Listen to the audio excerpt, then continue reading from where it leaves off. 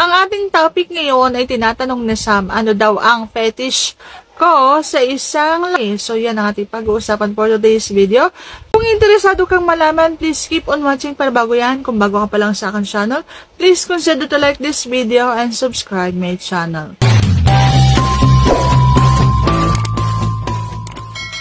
Ayan, so ano nga ba yung gusto ko or nababaliw ako or fetish ko sa isang lalaki? So, kakaiba to guys. Hindi ko alam kung may kapareho ako, pero gusto ko talaga yung pet. Ayan.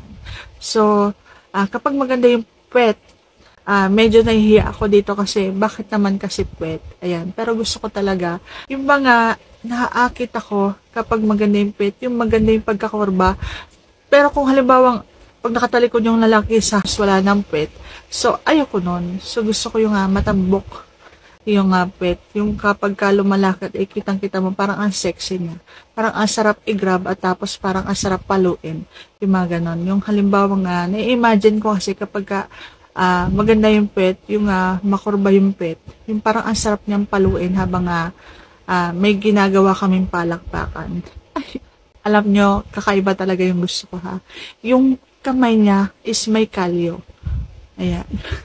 Ayoko kasi ng sobrang malambot na kamay. So, gusto ko kapag may kalyo, parang na-imagine kong parang ang sarap niyang pumisil dun sa aking dalawang dibdib. Yung mga sakop niya. Yung mga may persa. Gusto ko kasi guys talaga na yung gigilan na palakpakan. Last talaga na gusto ko is yung pawisan, yung hindi pawisan na mabaho pawisan na yung parang ang bango-bango pa rin niya, yung pawis na siya, tulo-tulo na sa leeg niya hanggang sa dibdib niya, yung mga ganun.